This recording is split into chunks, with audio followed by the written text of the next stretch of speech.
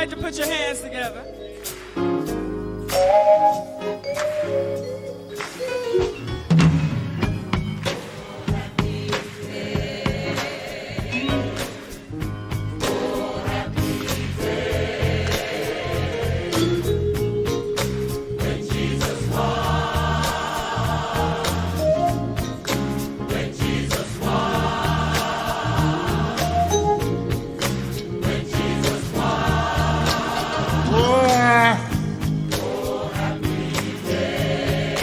Happy day. Oh, happy day. Oh, happy day. I tell y'all it's so happy day. Ah, when Jesus day. A graça e a paz, irmãos, bom dia. Pode se sentar antes de nós iniciarmos a palavra. Se você trouxe a sua oferta, o seu dízimo, convido você nesse momento a apresentar diante do Senhor, apresentar a sua oferta, assim como a palavra diz, entregar com alegria, de todo o coração. E eu convido mais uma vez a você a fechar seus olhos aí no seu lugar e apresentar diante do Senhor a sua oferta e o seu dízimo. Amém? Pode fechar os seus olhos. Pai, nós agradecemos. Obrigado, Pai, porque o Senhor é aquele que tem mantido a cidade em igreja, mantido esse lugar aberto. O Senhor é aquele que tem usado os teus irmãos, os seus filhos. Deus, que o Senhor, Deus, continue nos abençoando. Obrigado, Pai, por cada vida que tem entendido, Pai, da Tua Palavra e tem agido de maneira generosa, Pai. Obrigado por tudo. Que o Senhor, Deus, possa estar abençoando aqueles que têm enfrentado dificuldades, lutas, e que o Senhor seja provedor na vida de cada um. Obrigado por tudo, no nome do Senhor Jesus Cristo. Amém, amém. Se você trouxe o seu dízimo, sua oferta, fique à vontade. Pode trazer aqui à frente. Deus abençoe a sua vida. Tem também como está ofertando e dizimando no meio da conta da igreja. Se você não tem a conta da igreja, depois me procure. Ou no grupo, então eu dizer, você também compra, né, a conta da igreja, que tem lá salvo. Amém? Glória a Deus por mais uma manhã, né?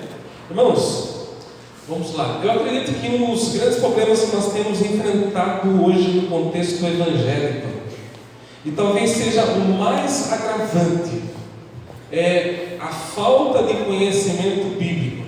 Nós vivemos em um cenário de desprezo pelo conhecimento, né? Por parte dos crentes e líderes de muitas igrejas, quando se trata do conhecimento das Escrituras, das Sagradas Escrituras. Entra ano e passa ano, e aquela velha promessa em que eu vou me dedicar, em que eu vou meditar na palavra, em que eu vou orar, ela simplesmente cai no esquecimento. Cai no esquecimento por quê? Porque é algo que é falado da boca para fora, algo que não é levado a sério por parte da classe evangélica. Antes, a nossa desculpa era a falta de tempo. Daí Deus permitiu a pandemia. Exatamente isso que você ouviu. Deus permitiu a pandemia. Inventamos a campanha do governo Fique em Casa. Ficamos o dia todo presos em nossos lares, a qual nós reformamos os nossos lares, pintamos, viramos pintor, pedreiro, né? A mulherada fazendo todo tipo de receita, os homens aprendendo a fritar ovos, e nessa pandemia ocorreu milagres, como aprender a fritar ovos, e aí toda aquela coisa dentro do lar, né? Nós vivendo essa parte da pandemia de isolamento, e conseguimos fazer de tudo.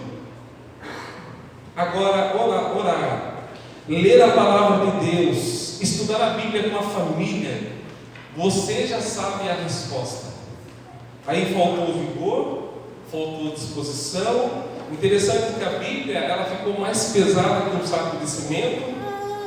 Interessante é que a Bíblia se tornou um poderoso sonífero, mais poderoso que qualquer medicamento para insônia.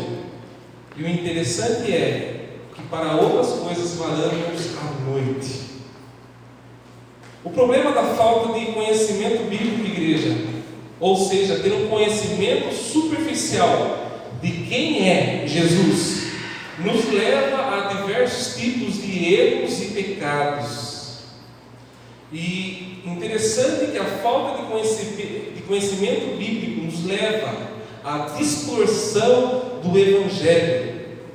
A distorção do Evangelho é o que não falta no nosso contexto. A todo instante nós vemos tão grande distorção, algo até escandaloso, a distorção do Evangelho. Vou citar alguns exemplos, como aconteceu nesta pandemia, líderes fazendo ceia online.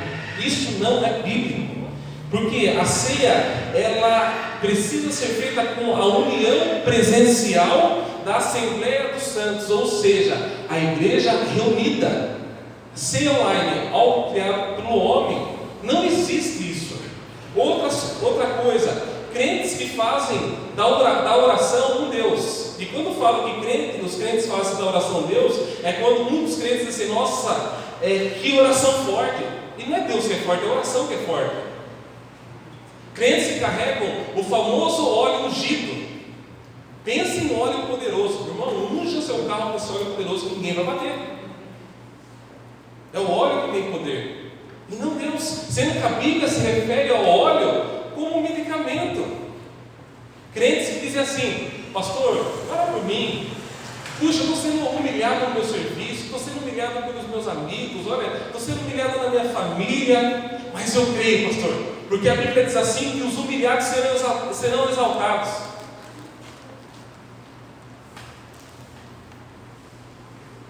Não tem nada a ver. A Bíblia não fala nada disso. A Bíblia, ela não ensina, ela não alimenta esse desejo de vingança, de triunfo. Não tem nada a ver. Crentes que são meros papagaios, repetem sem saber o contexto. Por isso não falta adesivo em carros dizendo assim, tudo posso naquele que me fortalece. Crentes que amam adivinhação, em vez da revelação da palavra. Sabe quando você escuta falar assim, puxa, por que tal irmão vai revelar o seu RG, o seu CPF? Crentes que querem ser adorados, em vez de serem adoradores. Irmãos, em Cristo Ele declarou, errais não conhecer as Escrituras, nem o poder de Deus.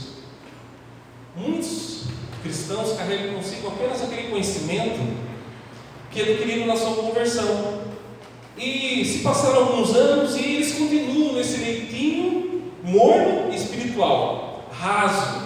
Aquele entusiasmo pelo crescimento espiritual é ficado de lado. Com isso, esse crente ele se torna suscetível a todo tipo de heresia, a todo tipo de modinha gospel, entre diversos erros, por falta de conhecimento bíblico.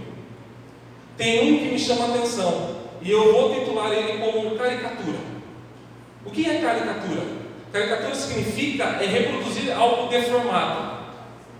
E o que eu estou querendo dizer? Quando nós não conhecemos a Bíblia, isso faz com que nós reproduza uma caricatura deformada daquilo que a Bíblia fala. Ou seja, quando nós não conhecemos um Deus, o Deus da Escritura, nós criamos um Deus conforme os nossos pensamentos, conforme a nossa imaginação, e com isso nós criamos um Deus deformado. A falta de conhecimento bíblico nos leva a criarmos em nossa mente um Jesus conforme os nossos desejos. É interessante que, irmãos, conforme os nossos desejos, eles são gananciosos, egoístas. Isso não é verdade.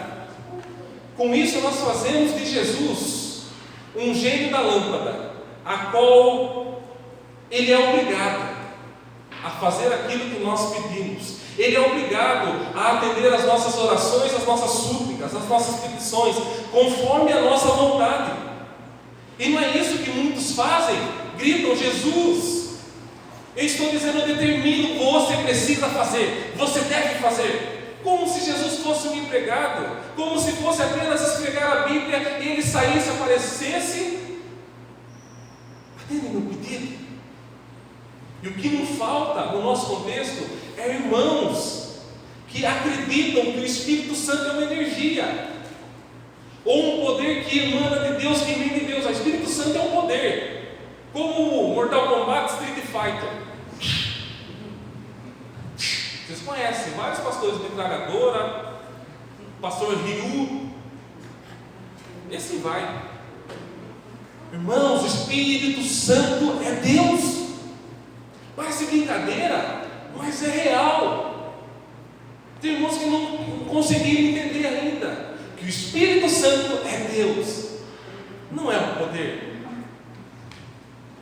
Na doutrina de alguns irmãos, Jesus Cristo é um Severino quebra-galho. Por que eu falo isso? É o típico de cristão que só ora, só busca Jesus quando as coisas estão perto do ar. Não é isso que muitas pessoas fazem. Só buscam Ele quando estão em apuros. Mas quando tudo normaliza, quando a empresa está indo bem, cadê o irmão? Cadê o irmão fervoroso? Para muitos, Jesus Cristo é apenas uma figura impotente na cruz. Um Jesus Cristo que apenas sofreu e morreu em uma cruz, tadinho, como um mártir qualquer. Portanto, eu preciso ser uma pessoa moralista, pois somente assim herdarei o céu. Não é assim que muitos acreditam? E usando uma linguagem simples, eu não roubo, eu não mato, eu não bebo, eu não fumo, portanto eu mereço o céu, porque eu sou uma pessoa boa. Puxa, tadinho, ele morreu, não é isso que as pessoas falam no velório? Puxa, ele morreu, ele era tão bonzinho. Ele merece o céu, porque ele era tão bonzinho. Essa semana meu sogro morreu e eu comentava com meu cunhado assim, que alegria poder olhar para o meu sogro e falar assim, puxa, meu sogro é um cara de mau caráter, tem um monte de pecado no monte dele, mas a graça de Cristo o alcançou, porque Cristo ele veio para os doentes, Cristo ele veio para aqueles que são pecadores. Não é isso que as pessoas fazem. Quando eu compactua que será salvo pelos nossos méritos, que nós somos bonzinhos, é como se eu e você olhasse para a cruz e dissesse que a obra de Cristo não foi suficiente. Cristo se entregou na cruz apenas para ser um ícone da história. E uma das características principais das seitas, que ainda atua na nossa realidade, é a negação da divindade de Jesus. É algo que acontece desde os primeiros séculos da história da igreja. Um exemplo disso foi Ário. Ário foi um diácono de Alexandria. Ele ensinava que Cristo era apenas uma criatura e não o Deus eterno. Irmãos, nós vivemos uma realidade que tem religiões que ensinam isso ainda. Tem algumas religiões que Jesus foi apenas um grande profeta, como os testemunhas de Jeová, como os mormons acreditam. Segundo o Espiritismo kardecista, Jesus Cristo foi um grande exemplo, a qual nós podemos alcançar e até ser melhores. Os islamismos creem que Jesus era apenas um homem, até mesmo um grande profeta, mas não possuía os atributos divinos. Irmãos, os muçulmanos enxergam como blasfêmia, uma blasfêmia terrível dizer que Jesus Cristo é Deus. No Alcorão, no livro de Surat, capítulo 5, versículo 17, diz assim no livro deles: são blasfemos aqueles que dizem Deus é o Messias, filho de Maria, e assim segue. Por isso nós vemos tanto terrorismo contra cristãos genuínos. Irmãos, existem vários Jesus, inúmeras caricaturas de Jesus, mas existe apenas um Jesus que salva, e Ele é o Jesus revelado nas Sagradas Escrituras. Tudo que nós sabemos sobre Jesus é baseado na veracidade das Escrituras. Sem a Escritura nós não podemos ter conhecimento seguro e salvador de quem é Jesus. Precisamos, igreja, entender que nós precisamos aprender da palavra de Deus, precisamos estar na dependência do Espírito Santo e fazer com que o nosso intelecto, que a nossa razão, ela se dobre de joelho em humildade diante desta verdade absoluta, que é a palavra de Deus, para que assim Deus se revele a nós em misericórdia, para que assim Deus derrame sobre nós a graça, por meio da sua palavra, para que nós nos encante, para que nós ache, como o salmista disse, que a palavra é maravilhosa, nos vivifica. E muitas das vezes nós não se deliciamos na palavra, porque ainda, mesmo dentro da igreja, Cristo não se revelou a nós, porque nós criamos uma caricatura de um Jesus que nunca existiu. conforme os nossos desejos, conforme os nossos pecados. Mas nesta manhã, mediante a essa introdução, irmãos, talvez você não compreenda o que eu vou dizer, mas eu vou apresentar a vocês o Jesus Cristo a qual a palavra nos ensina, não aquilo que nós criamos durante esse cristianismo superficial, durante a nossa vida, um cristianismo que muitas vezes não salva. Por isso nós vivemos uma realidade de muitos cristãos que experimentaram uma conversão falsa, porque aprenderam do evangelho falso, um Cristo conforme os seus desejos.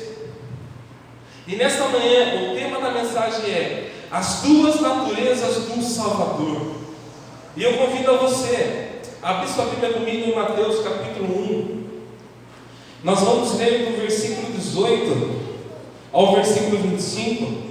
Nós na semana passada falamos na genealogia de Jesus Cristo.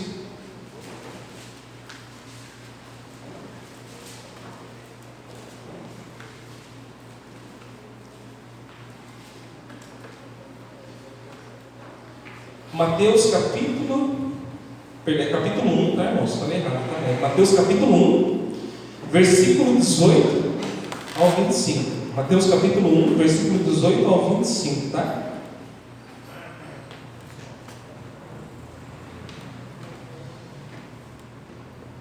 O nascimento de Jesus foi assim.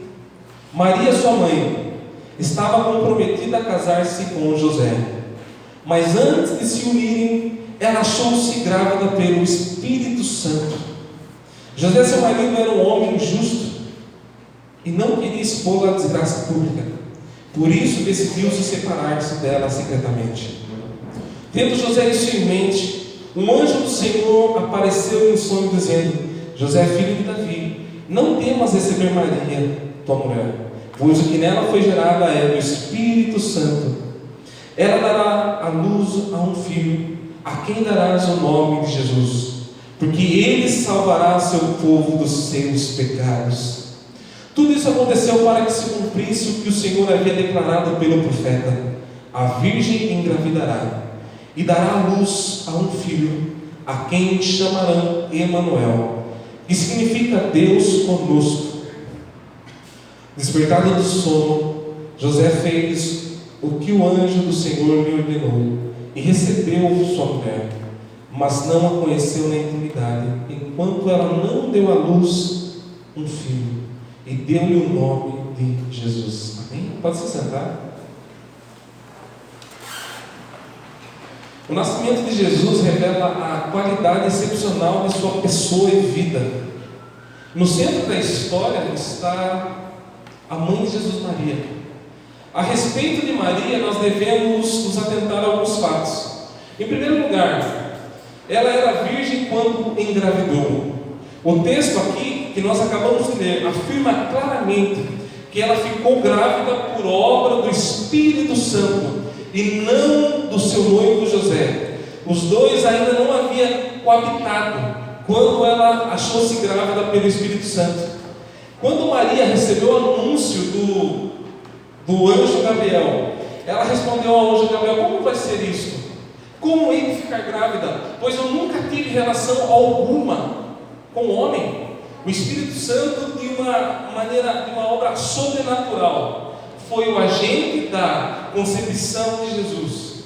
Em segundo lugar, igreja, Maria, ao receber essa mensagem do anjo Gabriel, ela respondeu com humildade e alegria à vontade de Deus em sua vida.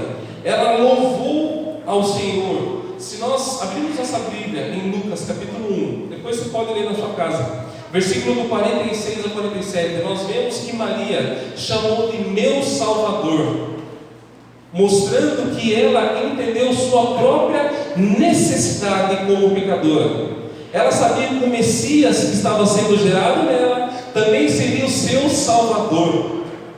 O testemunho bíblico sobre a concepção virginal se tornou mais forte à luz da reação de José à gravidez de Maria, né? A reação dele. José, ele não era ingênuo, ele não era ignorante. José sabia muito bem que virgens não podiam engravidar, e por isso o que ele resolveu fazer? Resolveu deixar Maria secretamente, evitar de expô-la. É provável que ele não queria expor Maria para que ninguém castigasse Maria. Um castigo que naquele contexto era exigido caso acontecesse o adultério. Irmãos, José, para que caísse a ficha dele, para que ele entendesse o plano de Deus, ele precisou ser visitado por um mensageiro de Deus em sonho. Interessante que ele recebeu essa mensagem e compreendeu. E quando chegou a hora, Jesus Cristo nasceu como um bebê qualquer. Ao nascer chorou. E como está escrito em João capítulo 1, e o verbo se fez carne. E eu gostaria que você abrisse a sua Bíblia comigo. Em João capítulo 1, nós vamos ver o versículo 14. É uma passagem bem conhecida, mas eu faço a questão que você abra para que você entenda. João capítulo 1,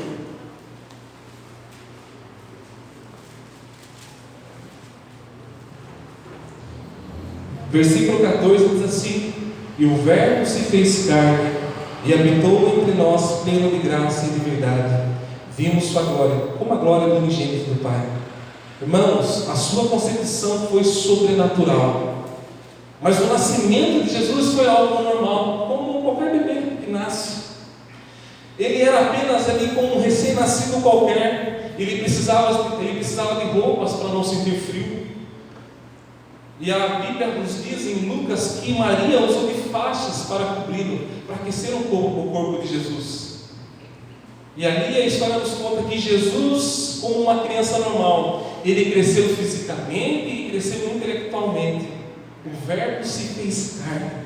E Jesus ele deu bastante evidência da sua natureza física, de sua existência humana. Irmãos, Jesus teve emoções como um ser humano qualquer. A humanidade de Jesus é vista como exemplo em diversas passagens. Quando Jesus ficou cansado e parou na fonte de Jacó, quando Jesus chorou com seus amigos, quando ele foi tentado em todas as coisas, quando Jesus chamou os escribas de raça de víboras, quando ele chama os escribas de raça de víboras, ele está demonstrando a ira. E quando Jesus morreu como qualquer ser humano, mesmo sendo plenamente humano, Jesus ele não teve uma natureza pecaminosa como nós. Por isso que nós vemos na genealogia, Cristo ele não foi gerado, Cristo não foi criado, porque ele não é criatura, ele é o Criador. O verbo se fez carne. No capítulo 1 de João diz no versículo 1: no princípio era o verbo, e o verbo estava com Deus, e o verbo era Deus. Cristo estava desde o começo de todas as coisas, ele é eterno. Mesmo sendo plenamente humano, ele não pecou. Nenhum dolo foi encontrado na sua voz, na sua boca. Mas por que Jesus precisou se tornar carne? Em primeiro lugar, para que a gente compreenda essa resposta, se Jesus Cristo não tivesse assumido uma real humanidade, não poderia haver salvação. A validade e a aplicação da obra dele realizada na cruz dependem da realidade da sua humanidade. Ele precisava ser 100% humano, assim como a eficácia dependia da sua divindade também. Em segundo lugar, se Jesus não fosse um ser humano real, ele não poderia realizar o tipo de intercessão que o sacerdote fazia em favor daqueles que ele apresentava, aqueles que ele representava. Leia comigo em Hebreus capítulo 2, versículo 17. Abra sua Bíblia mais uma vez. Hebreus capítulo 2, versículo 17.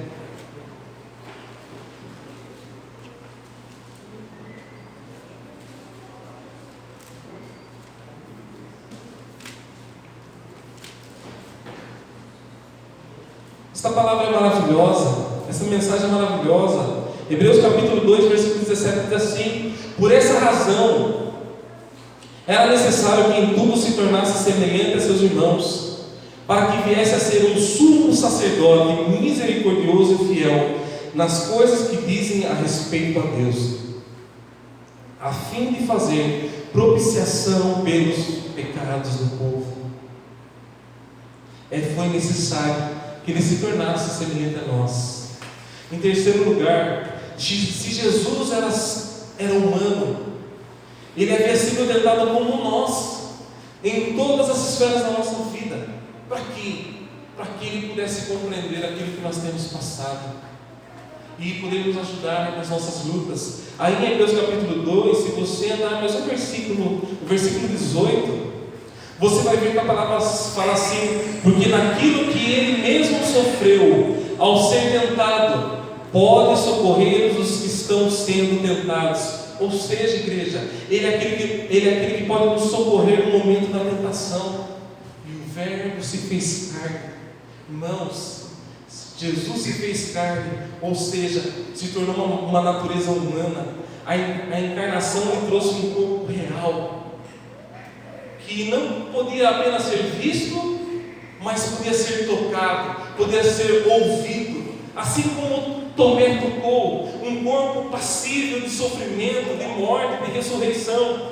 Jesus, ele tem um corpo humano, nascido de mulher. Como ele foi nascido de mulher, ele experimentou a fome, a dor, o cansaço, sensações comuns que todo homem sente.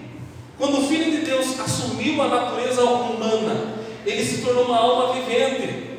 Irmãos, olha que coisa mais linda. Nós vemos no Jardim do Éden, Adão deu a origem a uma raça desobediente e fadada à morte.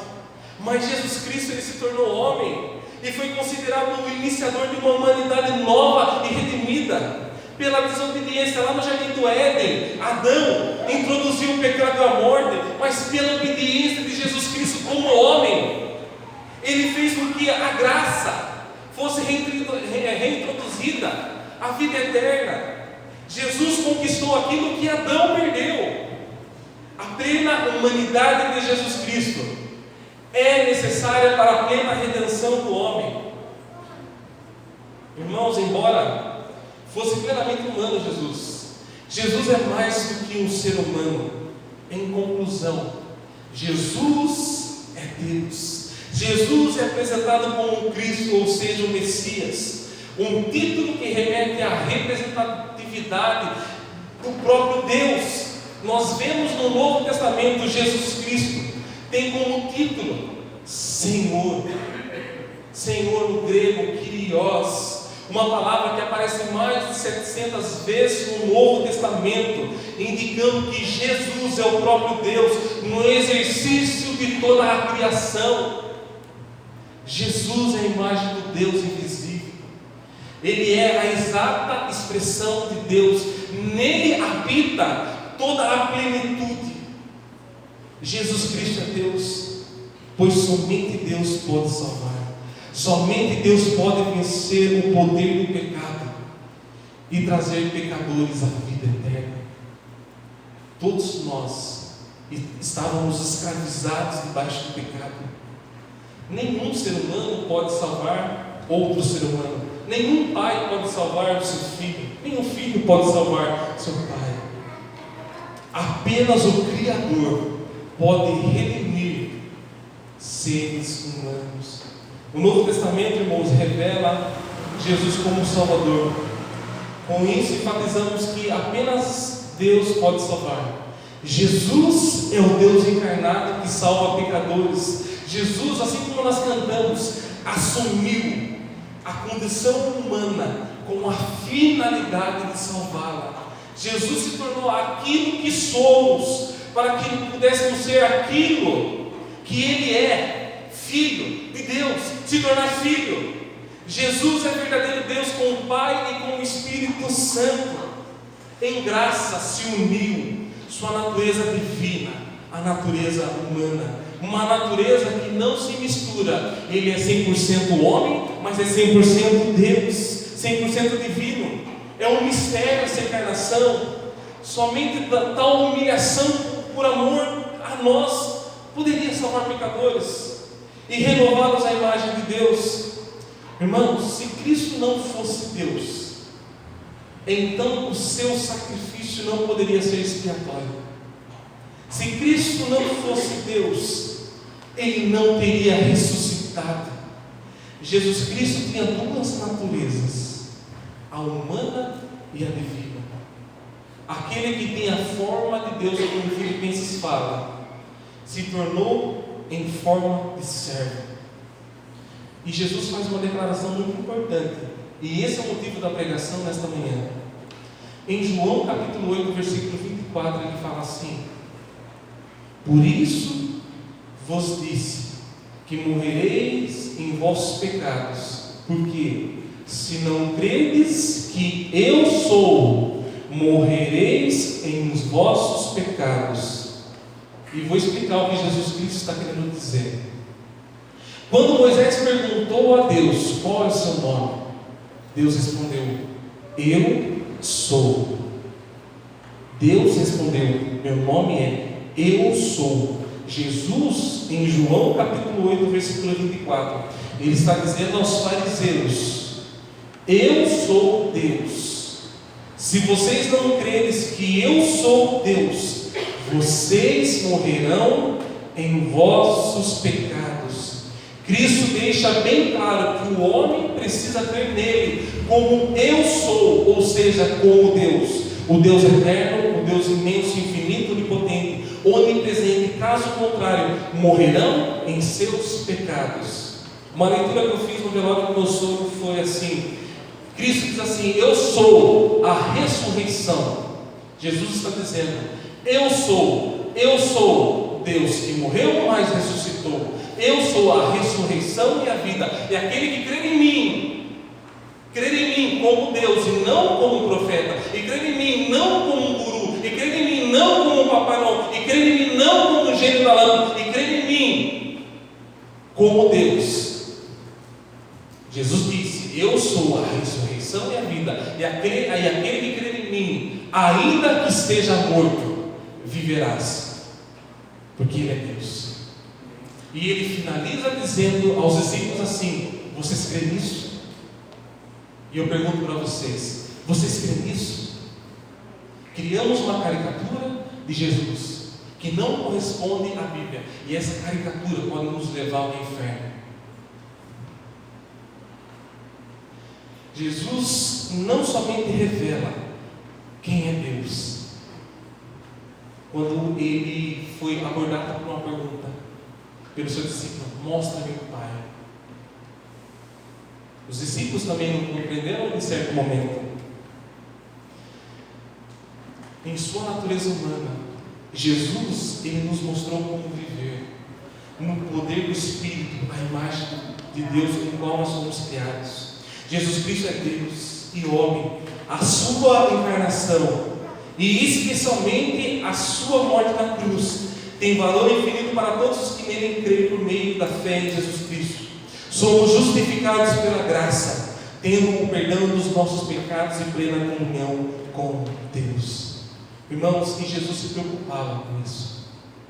Nós vemos em Lucas capítulo 9, 18, quando Jesus estava orando, e ele estava ali com os discípulos, ele perguntou para os discípulos, e ele nos pergunta nessa manhã: o que a multidão fala que eu sou?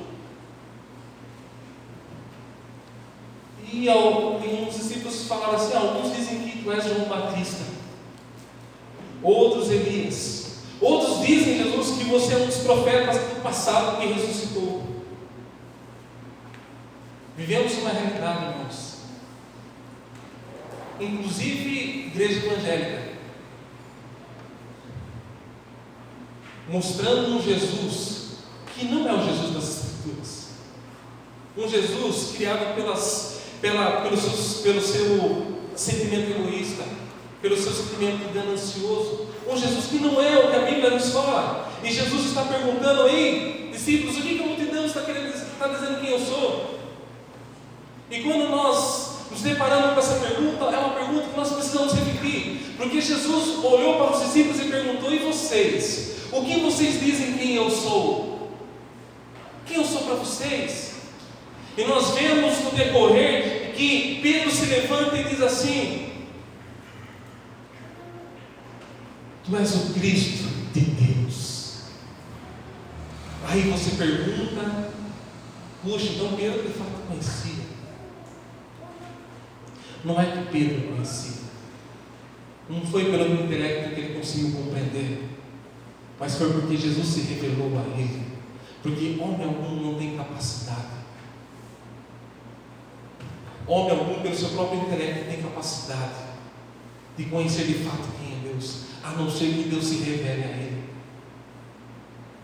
Por isso que existem situações a qual nós nos deparamos que falamos assim: como pode essas pessoas viverem no engano? E conhecem a Bíblia de Gênesis a Apocalipse, citam versículos, mas não é prerrogativa do homem, intelecto humano, de conhecer a Deus, a não ser que Deus se revele a nós. E a minha oração nesta manhã é para que Deus se revele a nós de uma maneira bíblica e genuína, porque nós vemos essa preocupação de Jesus dizendo: olha, se vocês não acreditar que eu sou, vocês morrerão em vossos pecados. E nós vemos em Efésios que Jesus Cristo, ele se tornou homem e nos deu a vida. Irmãos, quando Jesus estava orando em particular e perguntando, o que o povo está perguntando? O que a multidão está dizendo quem eu sou? Irmãos, nós estamos em um mês natalino, e por incrível que pareça, tem pessoas que ainda acreditam que Jesus é aquele menino que se encontra em uma manjedoura, e que Maria é a mediadora, e que Maria é um ser divino, sendo que Maria reconheceu. Mas como pode não enxergar? É porque é Deus que se revela. E nessa manhã, Jesus está perguntando para mim e para você: quem vocês dizem que eu sou? Eu sou a ressurreição e a vida. Eu sou Deus, aquele que morreu, mas ressuscitou. Eu sou aquele que me tornei de Deus, me tornei servo, se entreguei numa cruz.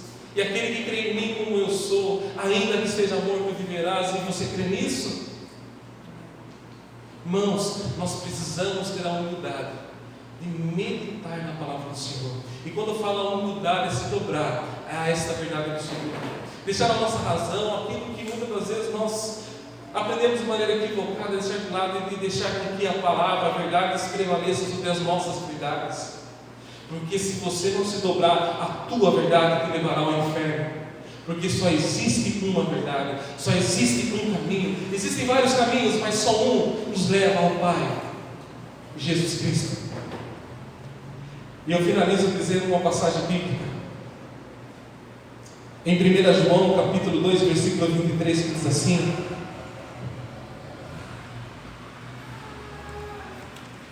todo o que nega ao Filho também não tem o Pai.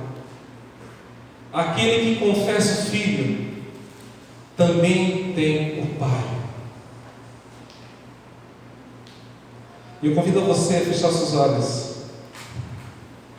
e examinar o teu coração e pedir para que Cristo se revele a sua pessoa nesta manhã e a você que me assiste.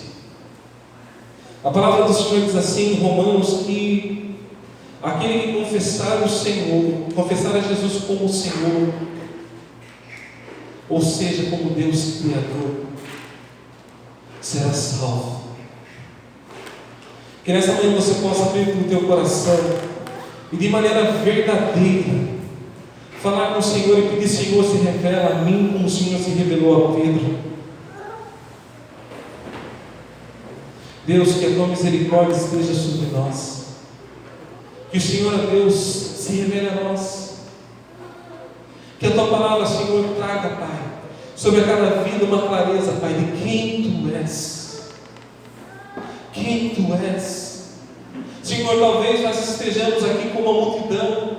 Jesus é apenas um profeta, como os testemunhos de Jeová dizem, como os mormons pregam, como os muçulmanos dizem. Ele foi apenas um homem bom, um líder, um radical. Ó Deus, visita cada coração que muitas das vezes tem compreendido Jesus apenas como um bom líder a ser seguido, um bom exemplo a ser seguido, mas não, tu és Senhor. Ó Deus, se revela a cada um que aqui está, que muitas das vezes está como uma multidão, Pai, não compreendendo quem tu és, muitas das vezes está, Pai, dentro de uma igreja institucional, Pai, e não sabe quem Tu és, se encontra perdido, mas Tu és aquele que se fez homem. Por isso, Senhor, é aquele que se compadece com as nossas dores, porque o Senhor sofreu a solidão, o Senhor sofreu a traição, o Senhor sofreu tudo aquilo que nós sofremos hoje. Porém, a diferença é que o Senhor não pecou, o Senhor venceu por nós, e o Senhor se tornou a cabeça da igreja. Tu és o noivo, Pai, que a Tua misericórdia seja sobre nós, que o Senhor se revele a cada coração que aqui está, que o Senhor continue trabalhando sobre a cada vida, Pai, e nos dê a paz, que nós possamos, Pai, compreender que Tu és o eu sou, Pai. O interessante, ó Deus, que Tu és aquele que se revela, que Tu és aquele que vai ao encontro do pecador, que Tu és aquele que vai ao encontro do doente. Ó Pai, que se há alguém aqui, Pai, que precisa ter um verdadeiro encontro com o Senhor, que seja esse momento, Pai, que essa vida possa abrir este coração e compreender a Tua palavra e se dobrar perante a Tua presença e dizer: eu quero o Senhor na minha vida, eu quero ter a minha vida transformada, eu quero o Senhor como Deus na minha vida, como Senhor na minha vida, como Messias na minha vida, como meu Salvador. Que assim seja feita, que essa vida seja transformada, que essa vida, Pai, possa ser alcançada pelo poder da Tua palavra, Pai. Muito obrigado por tudo, no nome do Senhor Jesus Cristo. Amém.